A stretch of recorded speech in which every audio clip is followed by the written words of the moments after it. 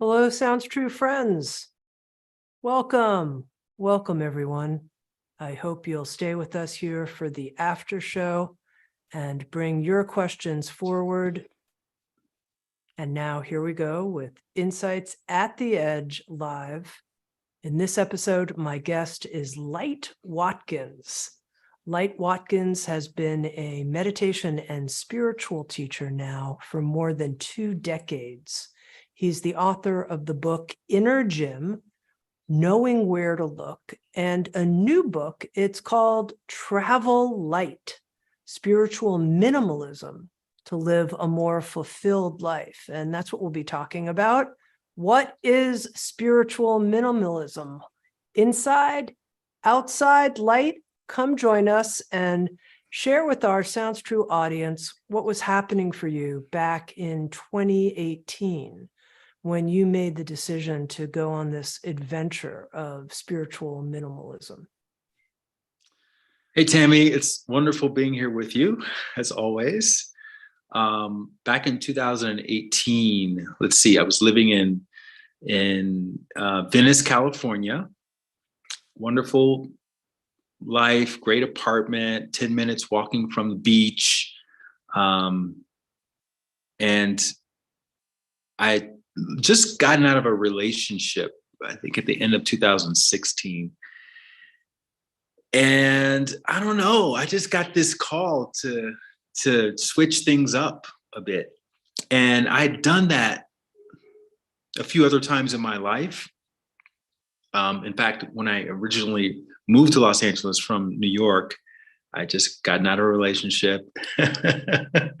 I guess switching things up is my version of cutting my hair off, like some people do when they get out of a relationship. But yeah, I had seen the Minimalists documentary, which came out in 2016, and had been following their work for a little bit. And I had another friend of mine who I wrote about in the book, who had started traveling nomadically about 2 years prior to that. So all these things were sort of coming to a head. And yeah, it just felt like the right thing to do, to purge, to get rid of everything. And I was also on the road quite a bit for work. I was doing some meditation workshops and retreats, and I had just come out with my third book, which is Bliss More, which is a book on meditation. And I had a bunch of tour dates for that. So I thought this is the perfect time to, and perhaps even the last time I would have to travel like this, just from a carry-on bag. That was my plan, was to move into a carry-on bag. So I turned in my 30-day notice to the Lord of my land. And then after that, it became real. And I didn't really have a whole lot of time to think about it or go back and forth, because I had to get rid of 4 decades of stuff within those 30 days. And sure enough, on the last day, May 31st, 2018, I rolled out of my old apartment in my new apartment, which was my little roller carry-on bag, 22-inch carry-on bag, which was the largest carry-on that would fit in the overhead compartment of most airlines. I'd done my research and I had what I thought I would need. And then about a year into it, I realized I had way too much stuff, and I ended up downsizing to a backpack. And so that's where we are today. What do you mean you had way too much stuff? Why did you think? I mean, I could imagine you thinking, I really need this, that, or the other thing, but way too much stuff? Yeah. It's interesting because, and I wrote about this in the book, but I got a chance to really sit with how much stuff I had, because every time I moved locations, which at that time was about once every week or every couple of weeks, I moved all of my stuff with me. So everything came with me everywhere I went. And it's easy to forget how much stuff you have if you have a bunch of things in your closet and under the bed and in the garage. But if you're actually traveling with it everywhere you go, it sort of weighs you down a bit. So you start asking the question, do I really need this? Do I really need that? Am I really wearing this or that? And it turns out I wasn't using a lot of the things that I brought. And really, it was an extension of asking what I would consider to be not the best question when I first did it. And this is what you learn in the process, right? The question I was asking is, how much stuff can I fit into this 22-inch carry-on bag? Instead of, what do I really need? What am I actually using on a regular basis? So that became the question, a year or two down the line, which allowed me to then operate from the backpack. Now, of course, what I'm most interested in is the type of inner attitude that spiritual minimalism cultivates. What is that? How did these outer letting goes, how did that change you? But before we get there, tell me, what did you discover you absolutely need as you go from one place to another, such that you can fit it all in a backpack? What are the critical things you need? So I'm going to give you an esoteric answer to that question, because that's kind of where it is now. But the most important thing that you need is the willingness to not hold on to the things that you have. And what I mean by that is everything that I brought with me initially has been replaced for the most part, right? And it really depended on where I was, what time of year it was, right? How long I was going to be there. Because if I was in an environment where it was 10 degrees or just freezing, I would have to go and get some long johns, and I'd have to figure out a situation to like layer things up. Or if I was going to be in a place where it was really, really hot, then I would shed the things that I had and lighten the load a little bit. And I would so it depended on where I was. I would get things, and I would, if I didn't need them anymore, I would gift them away, or I would donate them to a secondhand clothing store. So that was a part of it. I don't want to pretend like I was exclusively just living from what I had in my carry-on bag from day one, but I became more of like a hunter-gatherer as opposed to a nomad, if that makes sense. I would gather things that I needed, and I would leave behind what I didn't need. And so it was this very sort of fluid exchange that was happening all the time. But the biggest transition happened when I learned, or I decided to teach myself how to hand wash my own clothes. Once I did that, then that changed everything. That changed what the requirements of the places that I was staying in. It changed. I was able to downsize even more, and that in and of itself became a nice, beautiful, meditative process.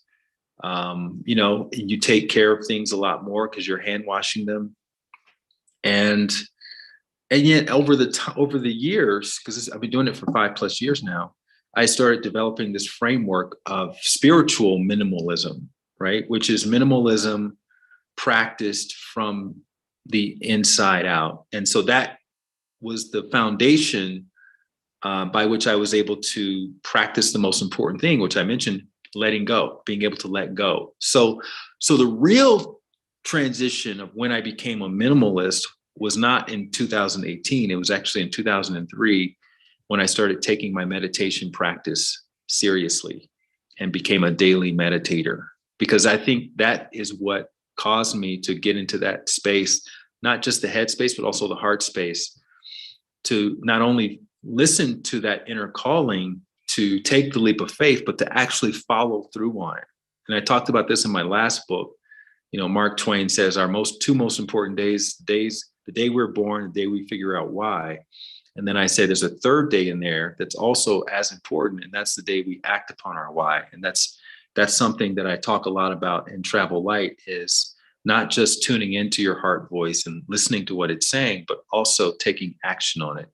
And the action that you take is not going to be predictable. It's not going to lead to some degree of certainty. And there's no way I could have ever imagined back in May 31st, 2018, that I'd be sitting here talking to you from Mexico City after a pandemic, and I've got this book coming out called Travel Light, and just all the things, right? And it's just so interesting when you think about life like that really anything that we're all experiencing is completely, it wasn't a part of the original plan. None of it was. And when you really understand that, then it allows you to live a little bit more plan free and just kind of be in the moment a lot more. And that's really one of the foundations of traveling light and practicing spiritual minimalism. Can you share with me the connection between the daily meditation practice that you've established in your life since 2003 and this ongoing letting go? That's the inner aspect of spiritual minimalism. Great question. So a lot of times when we think about minimalism in the conventional sense, right? For instance, let's just do it as a thought experiment. Let's say that somebody, and I'm talking to a listener now. Let's say someone gave you a task, become a minimalist in 2 weeks. You have 2 weeks to become a minimalist. Usually someone receiving that sort of instruction, what they would start to do is go in their closets, go in their garage, get underneath the kitchen cabinets and start getting rid of things, start making space, right? So the conventional idea is that when you make space in your external environment, and let's say you get to the point where it looks like a Zen monastery, you're going to feel a difference. When you walk into that space, you're going to feel a sense of peace. You're going to feel Zen, right? And I love what Robert Pirsig says, the author of Zen and the Art of Motorcycle Maintenance. He says, the only Zen you're going to find at the top of the mountain is the Zen you bring up there with you. In other words, the Zen that we look for externally, whether it's through a sparse space or through an achievement or through an experience, the only Zen we're going to find externally is the Zen that we have cultivated within. So the meditation gave me the tools to cultivate spaciousness. And in order to do that, you have to let go of things. You have to let go of stress. You have to let go of past trauma. You have to let go of the emotional baggage, the internal clutter. And there's a connection there, right? Our ability to be present, our ability to be grateful, our ability to be all the things that we ultimately envision for ourselves, being kind, generous, compassionate, etc., is directly related to whatever emotional baggage we carry around with us. Because if anything is robbing us from those abilities to be present, kind, compassionate, generous, grateful, it's our past, it's our stress. And so that's why meditation is such a key tool and a key part of this spiritual minimalism journey, because it helps you it helps your body to get rid of the internal clutter. And then a natural side effect of that is you find yourself naturally just more kind, more gracious, more grateful, more compassionate, more everything like that. And when you're truly embodying those states, you don't hold on to things because you're not thinking that this thing is what's making me happy. You already have the fulfillment. You already have the gratitude inside. And so that allows you to be able to let go of things a little bit easier or a lot easier.